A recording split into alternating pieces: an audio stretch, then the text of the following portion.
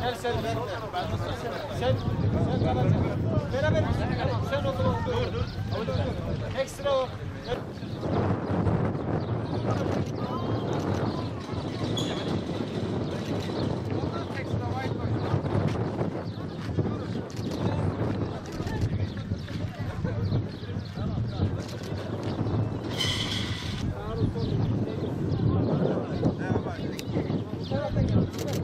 Dışarıda abi bitti. Tamam.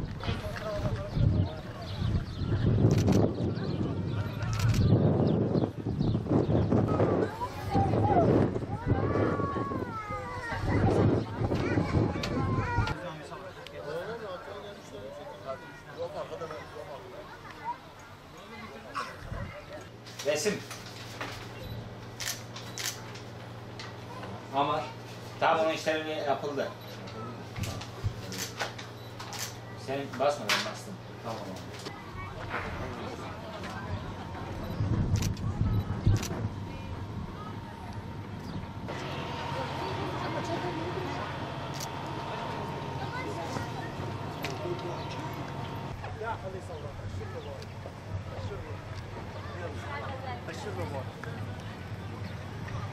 يلا بابا ايه اشربه تعال هون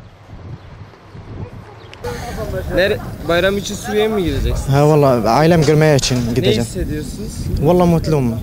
Elhamdülillah. Mutluyum çok şükür elhamdülillah. Sizin çok şükür. Yo bu birinci de sefer. İlk defa gidiyorsunuz. Ha. İnşallah. özledin mi Suriye'yi? Ha, özledim valla çok özledim. 3 sene buradayım. Kimleri ziyaret edeceksiniz? Valla ailem. Ailem. Ailem Annem, orada. babam. Annem babam. Evet.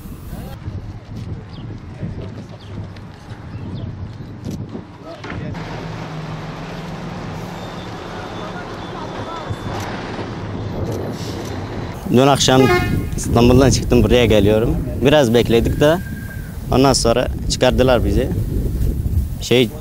O tarafa geçtik.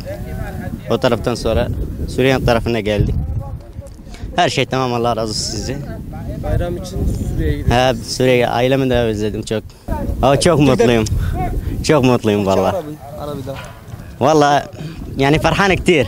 Arapça da anlatabilirim. Özledin mi? Özledim çok, valla çok özledim.